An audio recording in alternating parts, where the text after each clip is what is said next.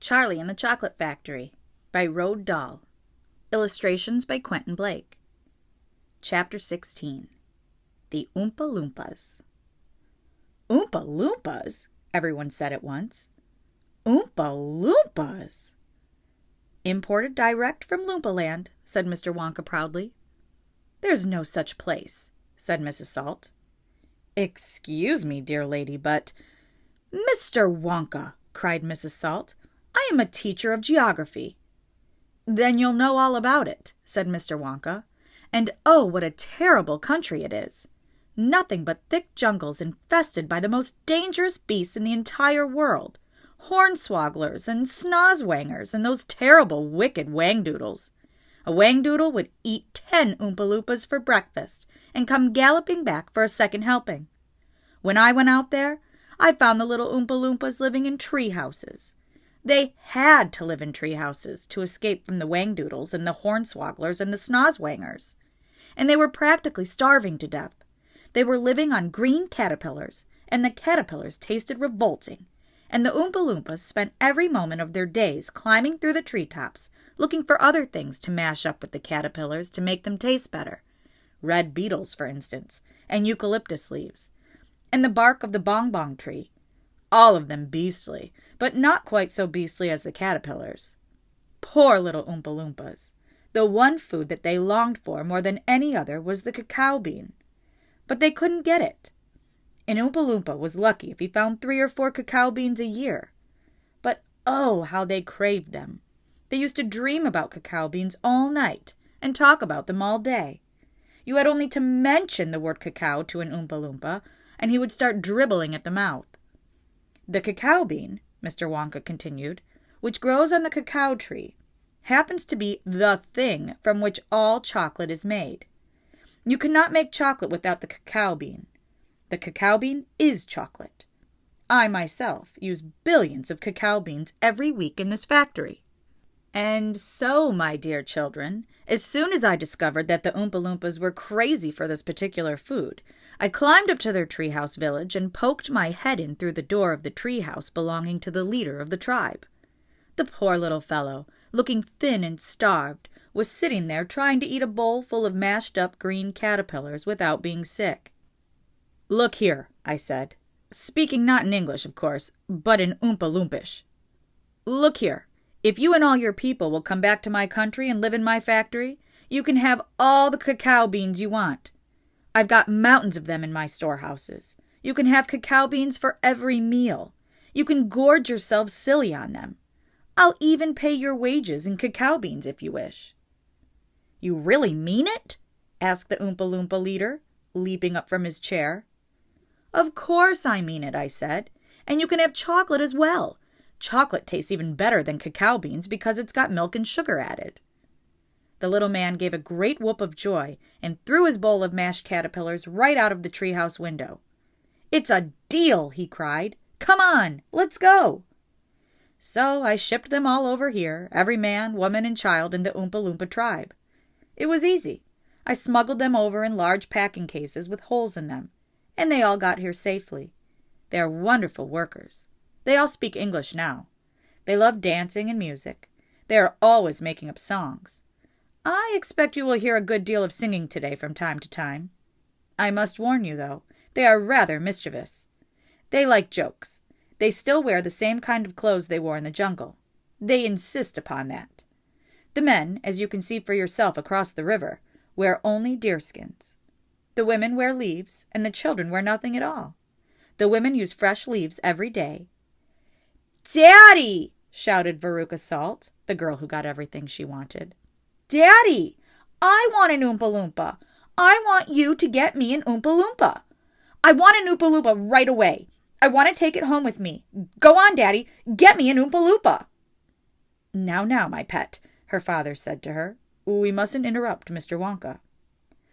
"But I want an Oompa Loompa!" screamed Veruca. "All right, Veruca, all right, but I can't get it for you this second. Please be patient. I'll see you have one before the day is out." "Augustus!" shouted Mrs. Gloop. "Augustus, sweetheart, I don't think you had better do that." Augustus Gloop, as you might have guessed, had quietly sneaked down to the edge of the river, and he was now kneeling on the river bank, scooping hot melted chocolate into his mouth as fast as he could. Chapter 17. Augustus Gloop Goes Up the Pipe. When Mr. Wonka turned round and saw what Augustus Gloop was doing, he cried out, "Oh, no! Please, Augustus, please! I beg of you not to do that. My chocolate must be untouched by human hands." "Augustus," called out Mrs. Gloop, "didn't you hear what the man said? Come away from that river at once." "This stuff is terrific," said Augustus, taking not the slightest notice of his mother or Mr. Wonka. "Oh, boy, I need a bucket to drink it properly." "Augustus!" cried Mr. Wonka, hopping up and down and waggling his stick in the air. "You must come away. You are dirtying my chocolate." "Augustus!" cried Mrs. Gloop. "Augustus!" cried Mr. Gloop. But Augustus was deaf to everything except the call of his enormous stomach. He was now lying full length on the ground with his head far out over the river, lapping up the chocolate like a dog. "Augustus!" shouted Mrs. Gloop. "You'll be giving that nasty cold of yours to about 1,000,000 people all over the country." "Be careful, Augustus," shouted Mr. Gloop. "You're leaning too far out." Mr. Gloop was absolutely right, for suddenly there was a shriek, and then a splash, and into the river went Augustus Gloop, and in 1 second he had disappeared under the brown surface. "Save him!" screamed Mrs. Gloop, going white in the face and waving her umbrella about. "He'll drown! He can't swim a yard! Save him! Save him!" "Good heavens, woman!" said Mr. Gloop. "I'm not diving in there. I've got my best suit on." Augustus Gloop's face came up again to the surface, painted brown with chocolate. "Help! Help! Help!" he yelled. "Fish me out!" "Don't just stand there!" Mrs. Gloop screamed at Mr. Gloop. "Do something!"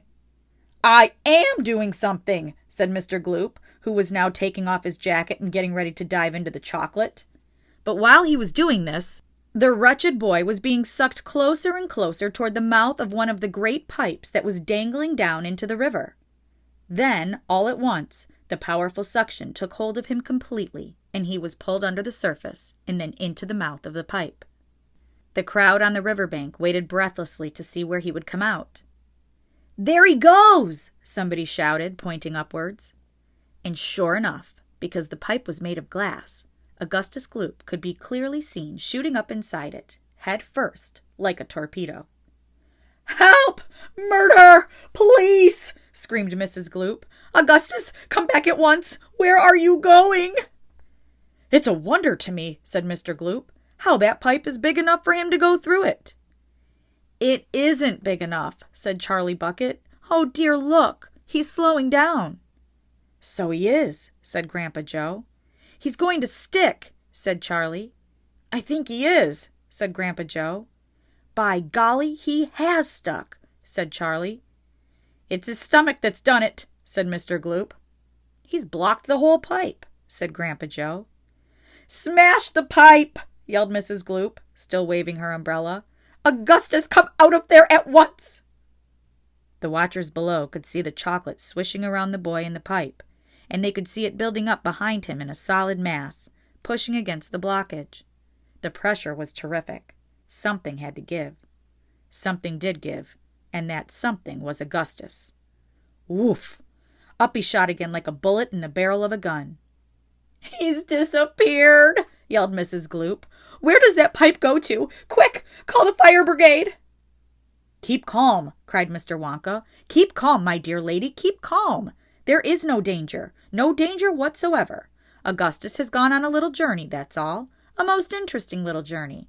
But he'll come out of it just fine. You wait and see." "How can he possibly come out just fine?" snapped Mrs. Gloop. "He'll be made into marshmallows in 5 seconds."